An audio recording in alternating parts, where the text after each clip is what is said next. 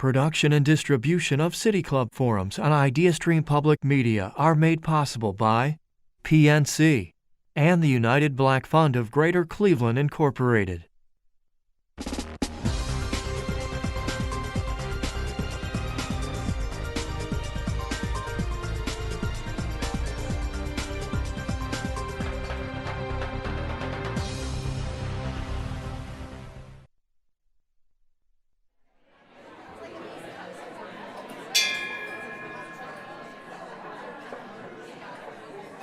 Good afternoon.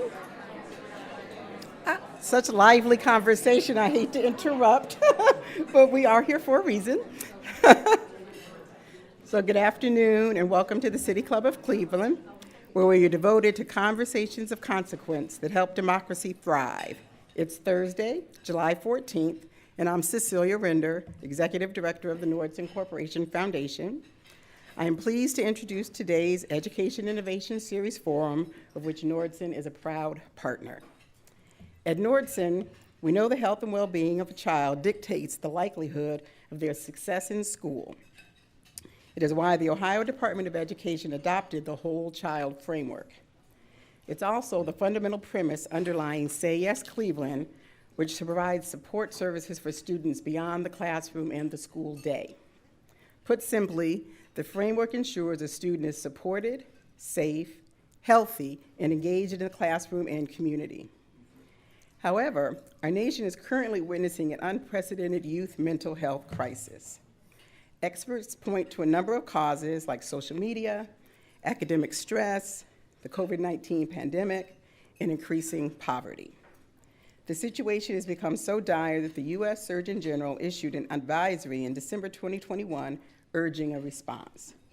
Add to this, certain approaches to mental health support, including social-emotional learning, are becoming a lightning rod in the culture wars inside American classrooms, hampering what many experts believe to be a common sense intervention. So, is the Whole Child Platform the solution to combat the crisis? And what can we learn from schools that have implemented this framework? Here with us today to discuss the solutions that ensure all students have the ability to succeed is Meryl Johnson, member of the State Board of Education, District 11, and retired CMSD teacher. She was my husband's teacher. Dr. Tracy Nahata, did I do that right? Executive Director of the Children's Defense Fund of Ohio. Joseph Spiccia, Superintendent of the Wickliffe City School District. And moderating the conversation today is Dr. Lisa Damour, author, psychologist, and senior advisor to the Schubert Center for Child Studies at Case Western Reserve University. If you have any questions for our panelists, you can text them to 330-541-5794. That's 330-541-5794. You can also tweet them at the City Club.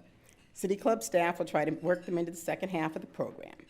Members and friends of the City Club of Cleveland, please join me in welcoming our panelists and Dr. Lisa Damour. Lisa. All right, we're going to get rolling. We have so much to cover. So I want to start us sort of at 30,000 feet. There's a lot of terminology. I think some of it, especially for those of us who are not in K through 12 education, can feel a little inside baseball-y. So my first question, I'm going to ask each of you to answer two questions, and we'll do it in order. What do people need to most understand about the Whole Child Framework, what it looks like on the ground, how it actually operates in a school, and what do people most misunderstand about it? So Meryl, let's start with you. Thank you. First of all, thank you, City Club, for inviting me to be here. Is there a graphic on the, I can't see, is it up? Okay, there it is. Okay. I think the most important thing that people need to understand about the Whole Child Framework is that without it, children will not learn. If we don't address all facets of what it means to be a child, they will not learn. I love this graphic. Let me just go back to, Cecilia mentioned the strategic plan. The strategic plan was designed by the Ohio Department of Education and State Board of Education, along with stakeholders throughout the state of Ohio. We held 13 regional meetings and made sure that we got input from a lot of people, more than 1,300. And the strategic plan was centered around the whole child. And I think what was unique about it is that we had 4 learning domains: foundational knowledge and skills, well-rounded content, leadership and reasoning, and social emotional learning. And there are 4 equal learning domains. So SEL is no longer an afterthought, because we began to recognize that without it, our children would not be successful in academics. And so if you look at the graphic, notice the whole child is in the center. And as was said, whole child, they have to feel safe. If they don't feel safe, learning will not happen. They have to be healthy. They have to be supported by the community and by the people within the school. They have to be engaged in work that is challenging, okay, and work that they feel that they can be successful at. And the last one is they have to be challenged. The family, I really like this because the family is around the outside along with the community. And I see the family as these big arms around the child, and the community with these big arms around the child. So to me, that's why the family and the community are on the outside. What people fail to understand about the whole child framework is that it's a necessity. Also, members of the state board and other people say, well, schools shouldn't be doing that. Parents should be doing that. Last year, the research showed that we had 20,000 homeless children in Ohio. Who's going to do this work? So it is necessary for this to be happening in our schools. Wonderful. Tracy. So I want to echo everything that Meryl said, and simply add on by saying that the whole child framework is not something new. It's something that has recently been formalized, right? But it's something that's actually been occurring in all of our school districts for at least 100 years, if not longer. When you think about, the early school lunch programs or school nutrition programs that were instituted locally, it's because parents and school community and business folks, they discovered there was a need. Our children were coming to school hungry. We need to do something about that. Because there's a saying in education, and I'm from a rural area outside of Dayton, and I like kind of folksy sayings, but this one's more on the education side. It's you have to Maslow before you bloom. And I know the educators in the room, they're shaking their heads.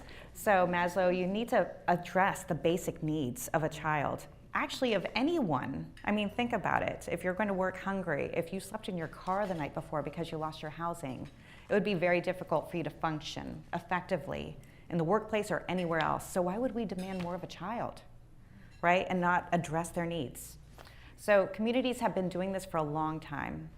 And a lot of this work, it's grassroots work. It's going on because parents are demanding it, because teachers want to partner with parents, and school districts recognize the need and they want to figure out how to make it all work together. So that's number one. I think number two is, we have to, there's a lot of noise about, schools must come back to, the basics, reading and arithmetic. And I would say to them is, children don't come in pieces. Just because a child is, yes, there to learn, that doesn't mean that they're leaving all the stressors of their life, whether good or bad, at the schoolhouse door. They bring their whole selves to school, and we need to be ready to address their whole selves. So that's some of the things that I would say and want people to know. Joe. Thank you, Lisa, and good afternoon, everybody. And I would simply echo both of my colleagues and what they had to say. And I will add a couple of things to that, if you would. One of the things the Ohio Department of Education did in bringing the whole child framework together was they simply drew upon what is the goal of education. And really the goal of education is to help young people, to help all people, to become. To become what? And it's to become successful, whatever it is they choose to do. The goal of the whole child framework, very simply, or the goal of the Ohio Department of Education strategic plan is to increase the percentage of high school graduates who 1 year after graduation are enrolled or enlisted or employed or somehow engaged in meaningful vocation. And that has been the purpose and the goal of education from the beginning. And we got lost a little bit. We got lost and we got caught up in the idea that, by golly, we need to learn algebra and we need to learn geometry and so forth. And what the Ohio Department of Education did very recently was they recaptured what education's all about. And education's all about preparing the entire person, the entire child, for success in their life. Not a life that we prescribe, but in a life that they choose. Oh, man. All right. So with that laid out, and Tracy, I'm going to start with you. From where you sit, if you had boundless resources, what would you do? This might be dangerous. Yeah. It's pretty theoretical. I love this question. You know, first and foremost, we need to figure out school funding. That's a top of line for me. I think second to that is ensuring that there are school lunches for free for all children. Because as we've seen during the pandemic, there were so many children that were coming to school hungry day after day. And through the pandemic, though, they were getting their lunches taken care of. Now, with so many benefits, especially with the benefits cliff coming, for so many families, those free lunches come to an end this year. So that's another thing that I would do. Third is the Department of Education and the Ohio Department of Medicaid have this great project where they created these healthy student profiles for every school district in Ohio. And it's based off of Medicaid data or CHIP data. But it looks at things like, how many children have asthma or diabetes, within these school districts. And I would challenge us, if we had unlimited resources, to take a look at all those school districts and if they have shortages of services, if they have shortages of healthcare providers, to figure out how we can, wrap around those services in those schools. Because right now we have so many children that come to school with underlying health problems, chronic health issues, that are not being addressed, that lead to chronic absenteeism and worse. So those would be the top three things for me. I'm sure there's probably more, but I'll leave it at that. There are two Wycliffe teachers in the audience today who would probably answer this question better than I will. In addition, our district innovation director is here as well, and again, she would probably answer this question better than I will, but I'm going to give it a stab. And I think in terms of, we begin with the idea of what do students need to succeed, and we work backwards. And we decide that what they need to succeed is to be healthy, to be whole, to be well-fed, and prepared for whatever school is going to bring to them. And what we need to do is we need to create a priority in the state of Ohio that says that's the first step. And whatever that cost is, we need to bear. The solution, I guess, that we began to create or in the process of creating is to create a comprehensive approach, an intentional and direct approach to addressing social emotional learning, to addressing healthcare and mental health issues, primary healthcare and mental health issues, to addressing equity, to addressing equality, and creating that academic environment for students that begins with them walking in the classroom door, feeling good about who they are and feeling comfortable and strong in their beliefs about what they want to become. There's no limit in the number of dollars that we need to spend to meet that goal. I like this question too.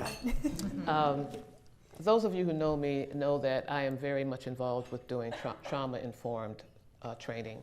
And if I had unlimited resources, let's talk about trauma first. Trauma, the impact that it has on the brain. I think it's really important for everybody to understand why our students don't do well on testing and everything else.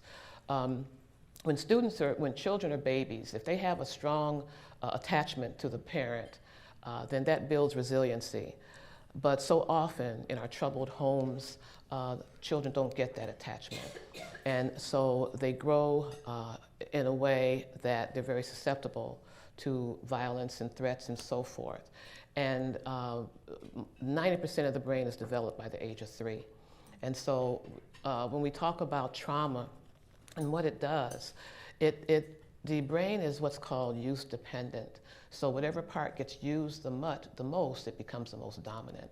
And if children are always threatened and afraid, then the survival part of the brain becomes the dominant part. And that really, to use the term, hijacks the prefrontal cortex, or the thinking part of the brain.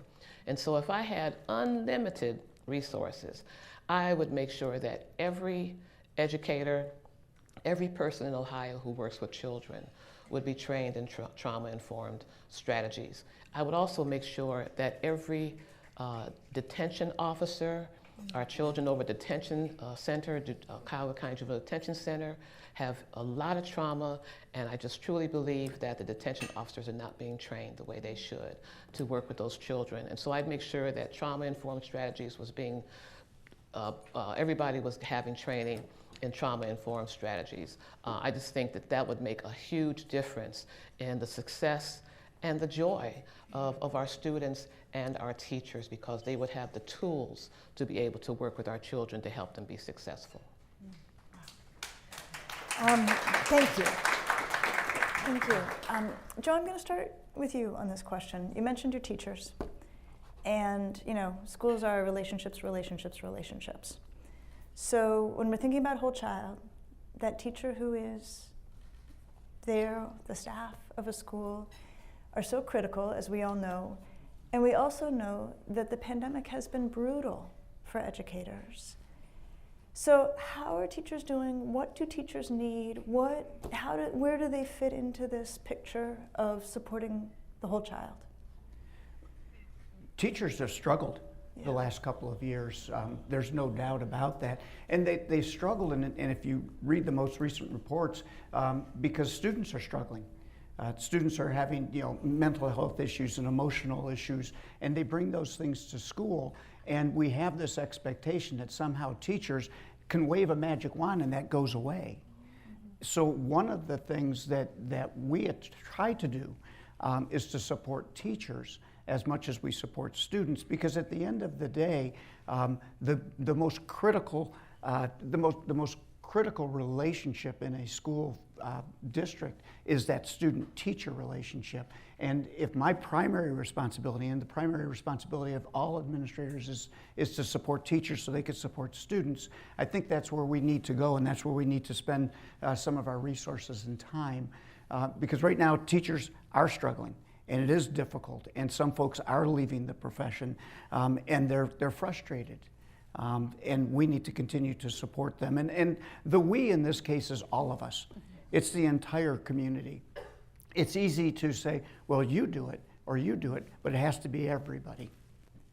So actually, Meryl, going with that idea, like, what can we do for teachers? First, we have to take a look at teachers' self-care.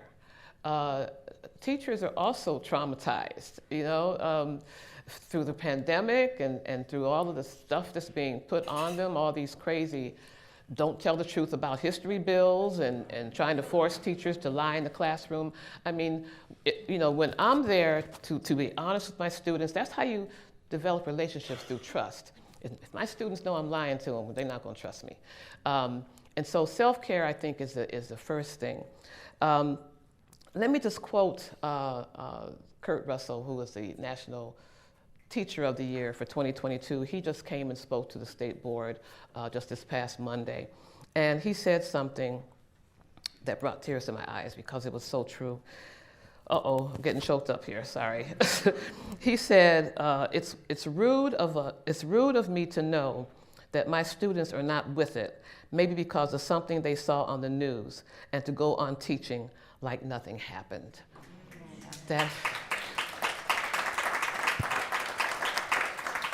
And when his students come in the room, he says, how are we today? And they give him a thumbs up, a thumbs down, or a sideways thumb, letting him know. When I was teaching, we did good thing, bad thing, funny thing, where the students were able to share something good or bad or funny that had happened.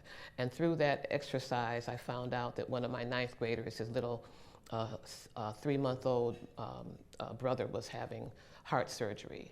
And we had a community in our classroom. We knew that you could share things in here and it would not go outside the classroom. And a couple weeks later, he shared that his brother had died. And I was able to go to the funeral and meet his family because of that environment where the students were feeling safe. And so I think that's important for teachers to recognize how important it is. Let me just quote real quick Randy Weingarten, who is the president of the American Federation of Teachers. And she said something. She said, as teachers, we have to get up every single day and help our kids find hope and opportunity and solace and justice. That's our job. And that's our job. That's what adds to the struggle and makes it so challenging, because we're trying to take care of ourselves, but we also have to take care of our students. Yeah, if I may, I just want to say, I mean, the teachers and what they've been through over the last several years has just, it's been heart-wrenching, but it's also been one of the most, I think, inspiring and heroic things that we've seen. And it's also, really difficult to see them, in a position where they're not being trusted or vilified by certain policymakers, whether it be what they're teaching in the classroom or other things, yet we're trusting them, right, every single day with our children. And I mean, they've earned that trust, they've earned that respect. And I just think about my children's own teachers, as they were growing up. And, I worry about them, I think about them, and I just hope that, we keep the faith, with our teachers and keep them in our classrooms. Tracy, stay there. Yeah. Stay there. So not everybody is comfortable with the whole child framework or how they're a characterization of the Right. whole child framework. And there's definitely been controversy of late about any content in schools that is not strictly academic. How do you make sense of that? What do you know about that? What do you say to that? I'm so glad you're asking this, because I've been trying to make sense of it myself, me and my colleagues, and especially, me and my colleagues who are also parents, because this just doesn't jive with what we know or what we know to be true in our community. So we had to test this. So, I'm a Ph.D., I love research, I just can't go off opinion. I have to go off fact. I have to go off research. So we were very fortunate with the support of the Martha Holden Jennings Foundation earlier this year to engage in a research study with Baldwin Wallace Community Research Institute on knowledge and perception of parents of school-age children across the state of Ohio around the whole child framework, social-emotional learning, equity, school nutrition, trust in teachers. And guys, I have to tell you something. This is really, really critical. About 90% of parents overwhelmingly support these concepts. Okay, so when I say that, and we surveyed parents from across the political spectrum, religious backgrounds, zip code, socioeconomic factors. It was really overwhelming. In fact, we had more Republicans that responded on the survey than we did Democrats. So I think that the message that we get from this is that, bottom line, parents, no matter who you are, you love your children, you love your communities, you trust your teachers, and you trust them to do what's right by the children in your communities. And I think that's such a positive and optimistic message that we need to hold tight to. I also think that it also tells us that a lot of the noise that we're hearing in terms of the controversy and the pushback on some of these things is truly from a small and marginalized group, but has an oversized voice, right, in many of these conversations, and a lot of money, yeah. So, but I hope that's a message of hope, and we're gonna be publishing the results of this in the next 4 weeks, but I just wanted to share that with you. And when you publish them, where can people find them? Well, Children's Defense Fund's website, cdfohio.org, and we're going to be co-publishing it with Baldwin Wallace Community Research Institute. But Wonderful. we'll share that out. Thank you for that work. Let me ask one last question, and Joe, why don't we come back this way? We'll start with you. I'm thinking to Meryl's opener about the arms around and the families and the communities and the schools, and also all that we need to be doing to support teachers. This feels like it comes down to partnerships and collaboration. Talk to us about the partnerships and collaboration that you feel are the most critical, or you're watching do the most amazing work. What do you see? Sure, I'll be very specific, and I'll tell you very briefly our story.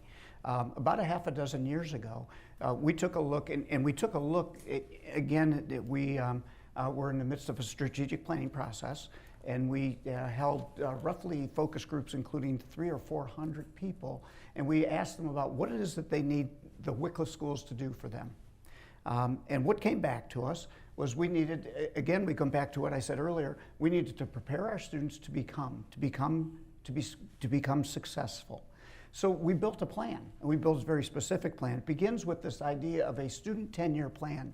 And for us, what that means is that when you're 14 years old, a school counselor sits down with you and says, what do you want to do when you're 24? And we have those meetings with individual students twice a year with the school counselors. What grew out of the 10-year plan was this idea that we needed to engage the community. So all of our kids engage in site visits with the community every year, 3 or 4 times a year. All of our kids hear from professional speakers about the world outside of school, about employment opportunities, about careers, and so forth. All of our kids engage in internships and job shadowing experiences, and all of that requires the outer community, outside community saying, yes, we'll take your students, yes, we'll engage with you. From there, what we learned is that our students desperately needed mental health and primary health care. So to that end, we designed and built what we call a Family Resource Center.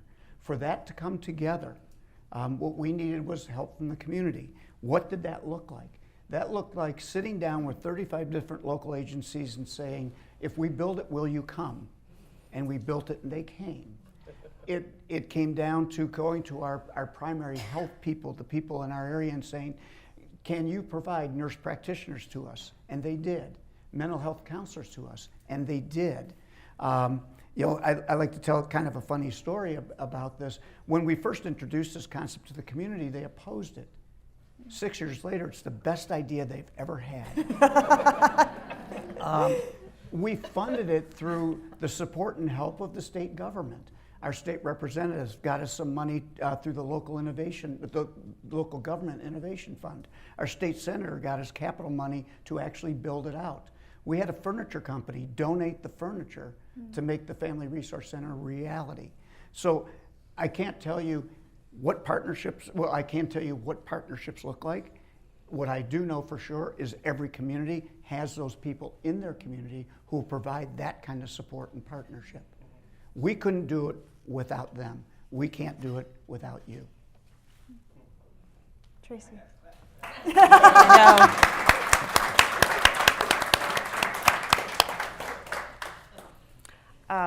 I just have to say, I've talked with Superintendent Spiccia and many times, and it's just the work that they're doing in Wycliffe City Schools is amazing, and the care that they've wrapped around their students and their community is something I think that should be emulated in every school district in Ohio.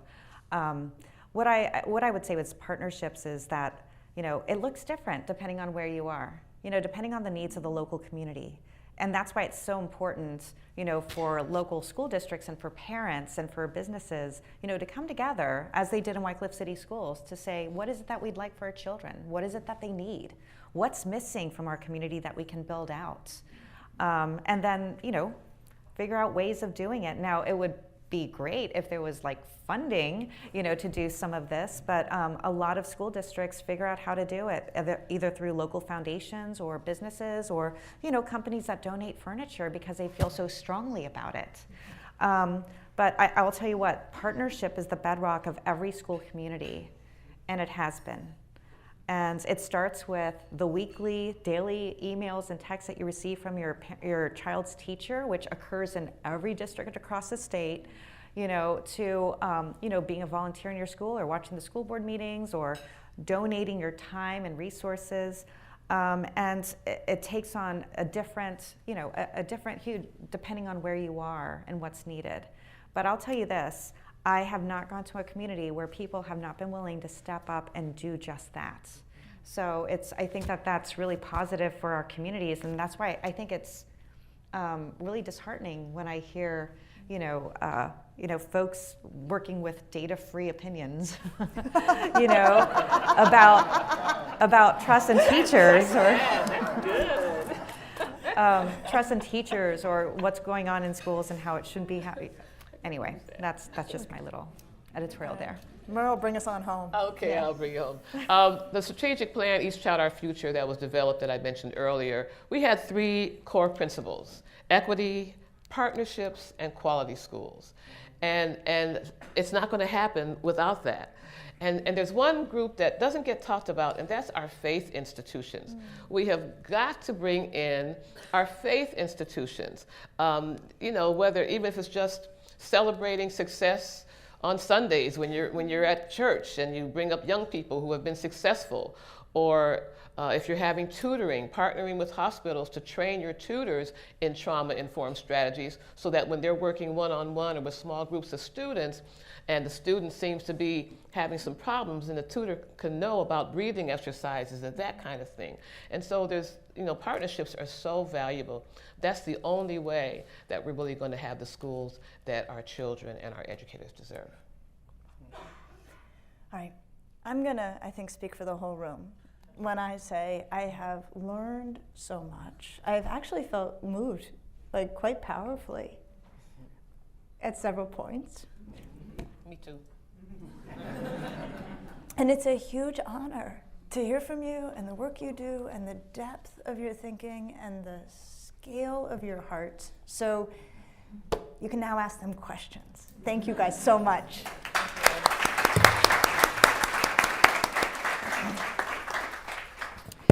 We are about to begin the audience Q&A. I'm Cynthia Connolly, Director of Programming here at the City Club. We welcome questions from everyone, City Club members, guests, and those joining via our live stream at cityclub.org.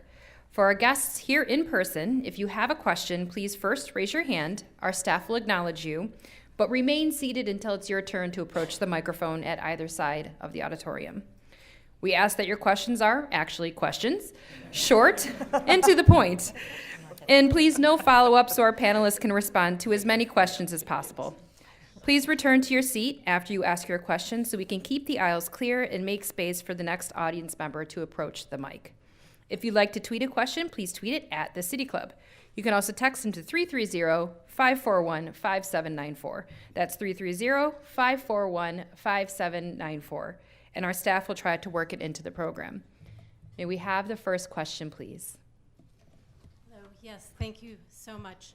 I was wondering if you could speak a bit to the notion of authentic partnership versus punishment or punitiveness in terms of policies, but maybe use the analogy of what punishment means for a child, what that does versus partnerships. It seems to me in our country and in our state, I haven't, as an educator myself, I haven't seen policies that have reflected true, authentic partnership and a spirit of collaboration to create the best public schools in every community that we can.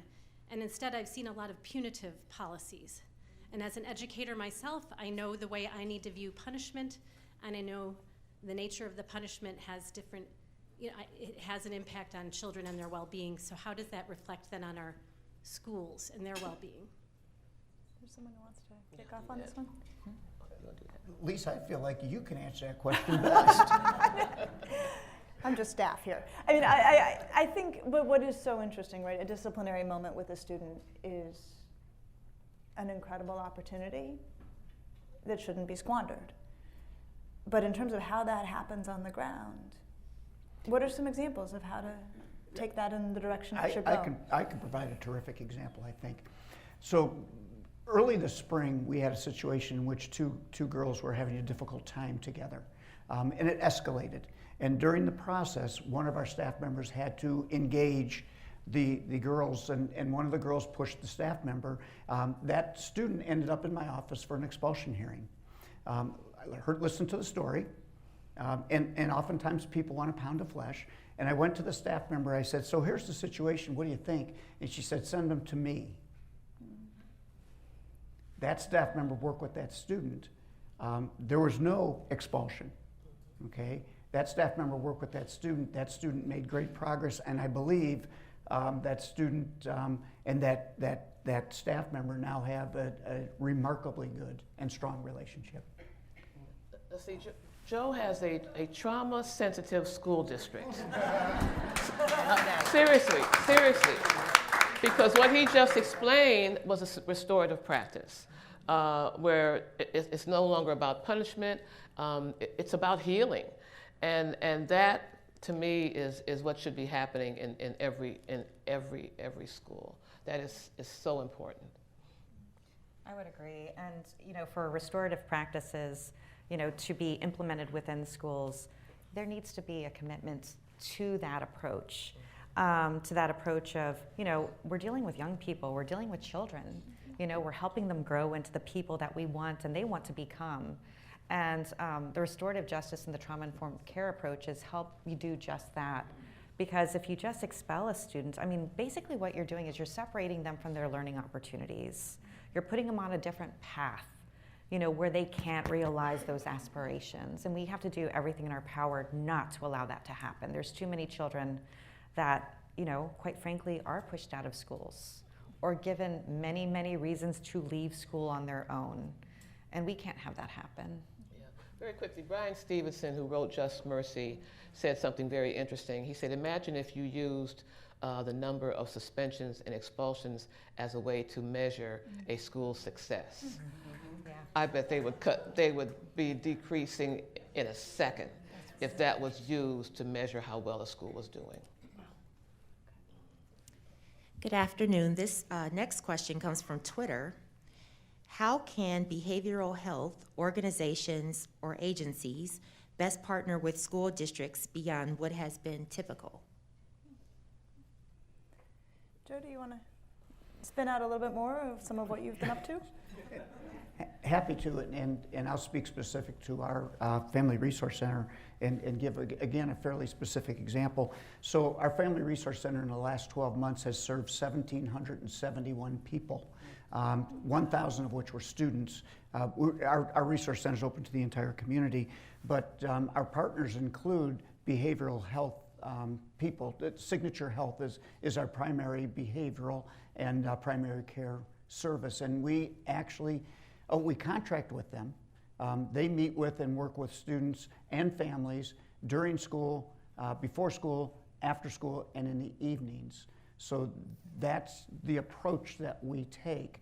And what we did in taking the Family Resource Center and putting it all in one place is we took all those goods and services to one location. So if you need behavioral health services, you can go there. Primary care services, you can be there. Food, clothing, you can be there. It's all in one place, so it made it easier. And all of our partners agree to this. We're throwing a party. You're all invited to the party, okay? And we engage everybody in that environment, and we don't turn anybody away. Our rule in our Family Resource Centers, you never, ever say no. You say yes. If you can't do it at the moment, you figure out how and we do it.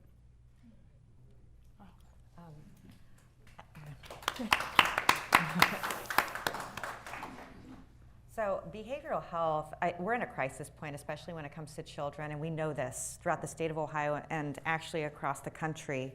About half of youth across the U.S., about 52.2%, have major depression and do not receive any mental health treatment. So we know that there's a shortage of behavioral health services and providers. And there are so many schools in Ohio that are experimenting, and also children's hospitals that are experimenting with how do we extend those services, to those areas. I know that Nationwide Children's Hospital, they've done a lot of work in Columbus and in southeastern Ohio, trying to use telehealth, trying to use different models of how to meet the needs. But I think a key thing is that for a lot of families, it's not necessarily that, it could be that there's a shortage of the services, but even when they get the services, there's also, how do I get there? How do I take off work if I don't have leave? How do I, all these different things, right? All these different barriers. So I think that schools play an integral role in that you kind of short circuit all those barriers. If you can provide the services, whether it be in person or telehealth in the school while the child is there, you can get services to that child. So I think that there's a lot of great models. I think that we need a bigger workforce pipeline when it comes to behavioral health, and figuring out how to open up more resource opportunities to fund those services as well. I read a statistic that said 75% of suicide and or addiction issues occur under the age of 25, and 50% under the age of 14. So when you talk about behavioral health, we need a lot of help, a lot of help. And so I'm so glad this conversation is happening. So it's urgent, it's a crisis, and we really do need to look into it more than we are. I will editorialize for a moment, just to build on what Tracy was saying about opening up the pipeline of caregivers in behavioral health. The other urgent need is actually increasing the pipeline of clinicians of color. And that is just, as we think about all of the ways that we need to intervene and act, that is a critical need. It's very true, because there is a trust issue with people of color and clinicians. Yes, very good point. I feel like this is a really warm room, and Lisa, I agree with you that I'm leaving buoyed. And when I watch the State Board of Education meeting, or I tune in to a legislative session at 11 at night and watch the amendments being added onto bills in Columbus, I feel like some of us need to grow our advocacy muscles in addition to our program muscles. And I'm wondering if you could each offer one piece of very concrete advice that each of us who believe in this whole child framework, an action we can take that would allow us to ensure we are more active in protecting this in Ohio. Amen. Meryl, you got one? Vote for the people that care about kids.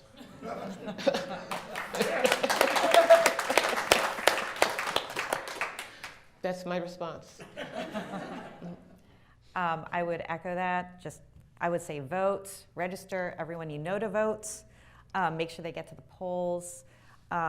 Also, if you're so inclined, run for local office, run for your school board. This is all our democracy, right? We have to be active participants in it. My son, when he turned 18 the week after Election Day, and he was so upset about this. So I was like, you know what, you want to do something about it? Why don't you volunteer at the polls? And that's what he did. Oh, that's So good. he played his role in democracy, so I would challenge all of us to do the same. And if you have little kids, take them with you to vote. Show them what it's like. We have to grow democracy here, right?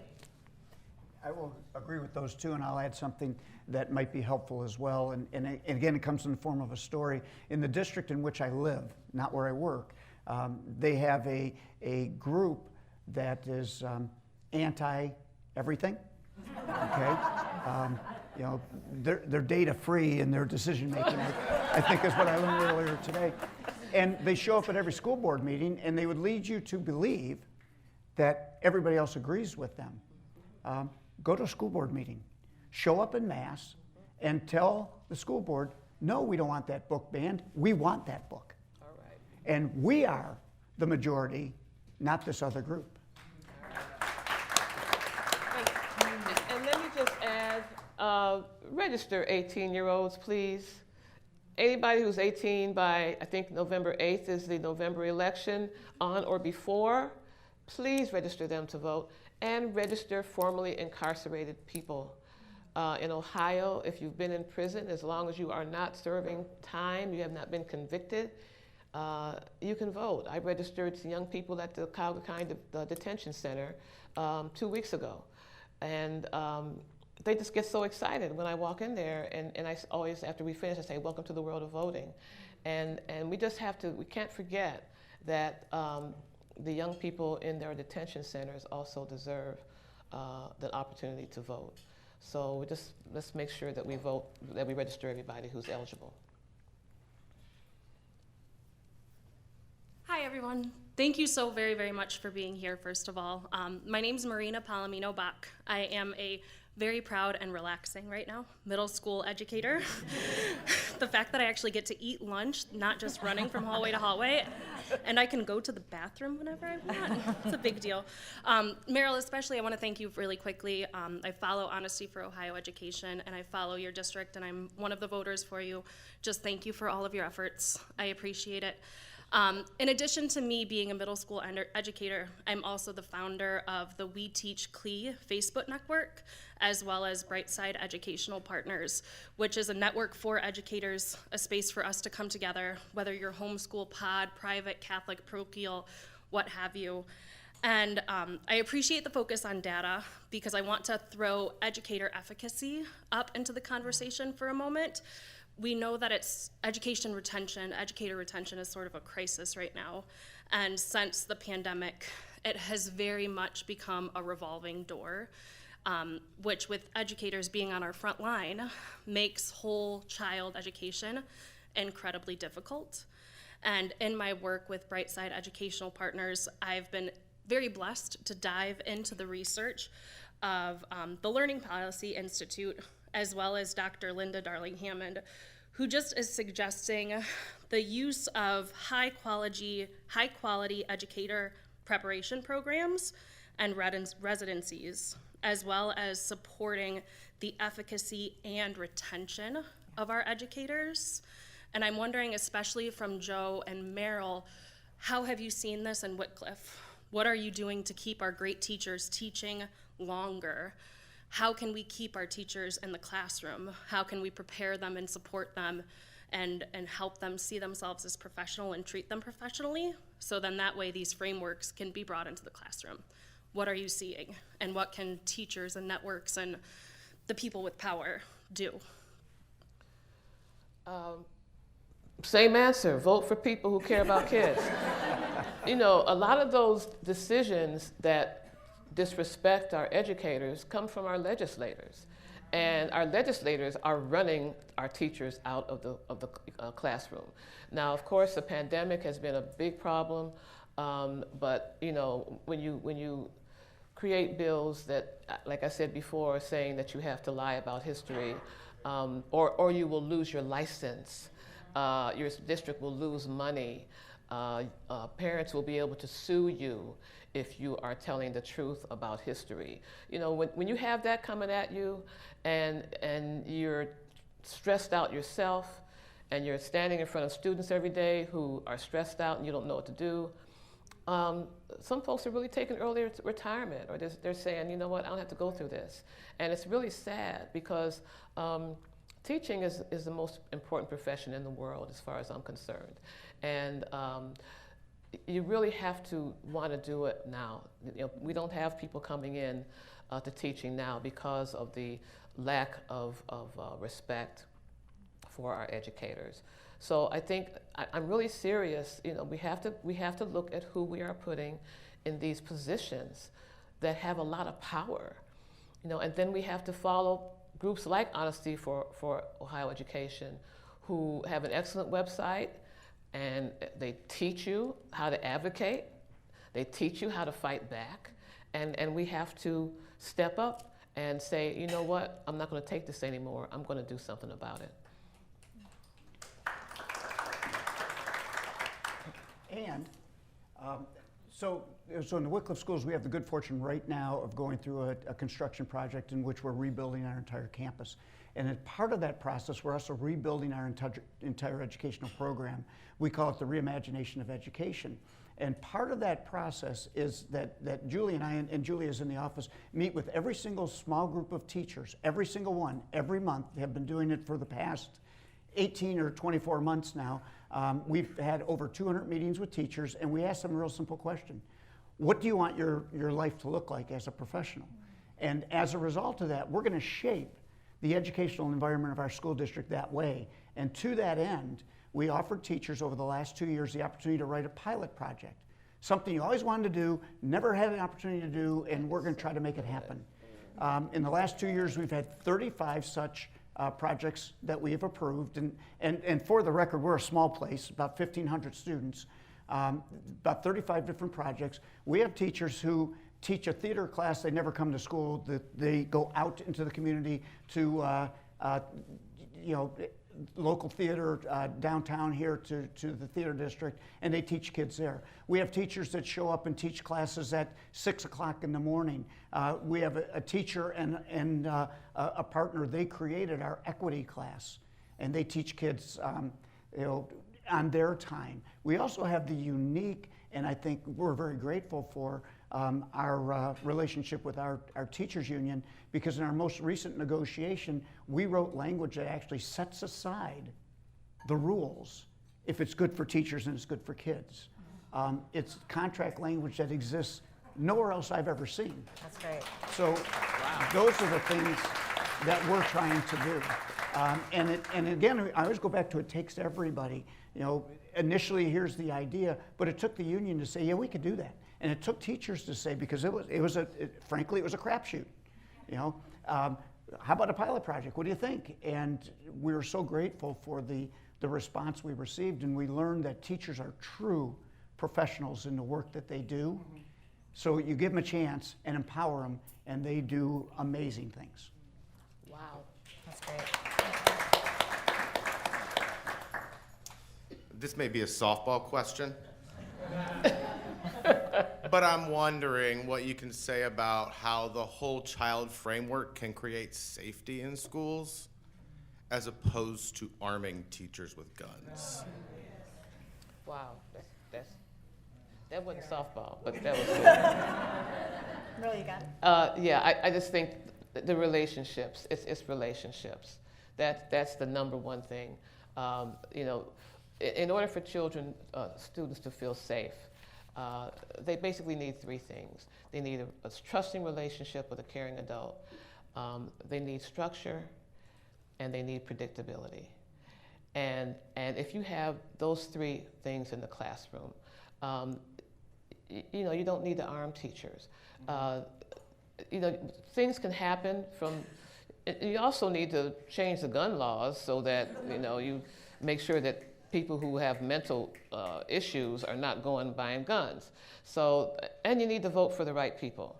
I mean, all of that goes in there. But the main thing is caring relationships and structure and predictability.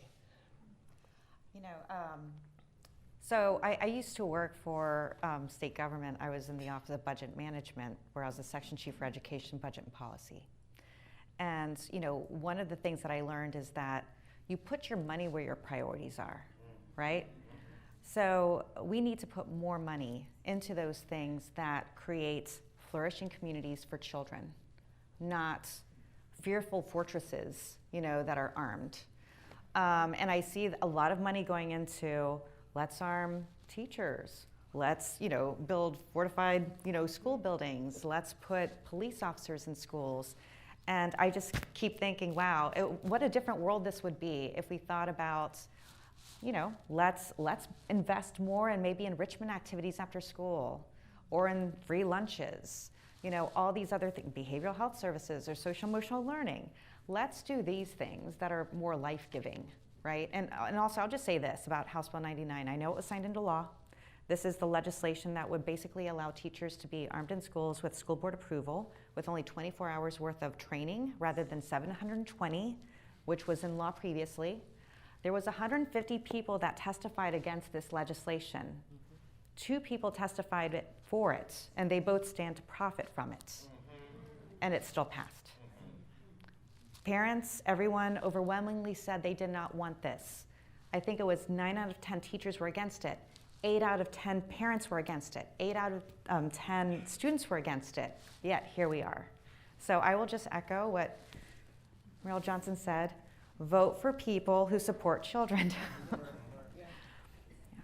I will simply add, I'm going to take a page out of Tracy's book. The data doesn't support arming teachers. It's really that simple. The data doesn't support it. What supports good teaching and learning and safety is our relationships. The data supports that. The data doesn't support arming teachers. Yeah. we talk about safety, children will not feel safe with more guns in the school. That's not logical. It's not common sense. I'm going to wrap us up. There's so many high points, but here's 3. What's good for teachers is good for kids. You've given us the greatest euphemism of the year with the data-free opinions, and we're going to steer clear of those. Vote. All right. Thank you all so much.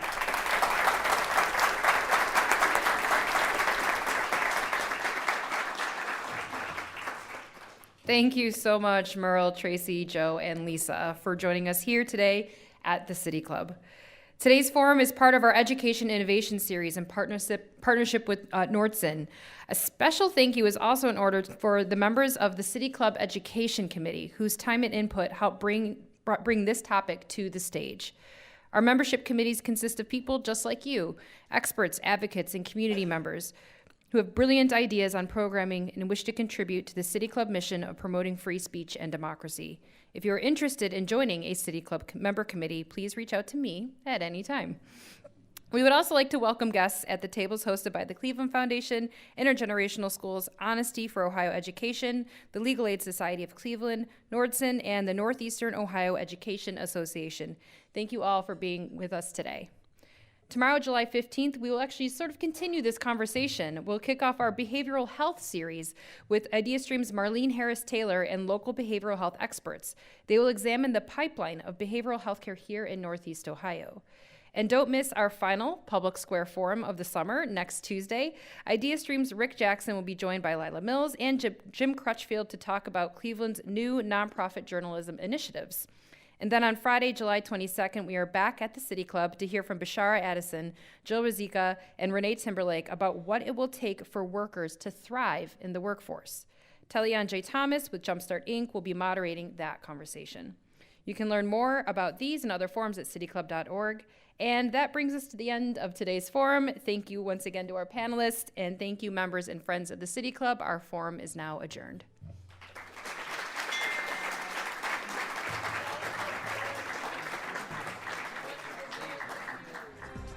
For information on upcoming speakers or for podcasts of the City Club, go to cityclub.org.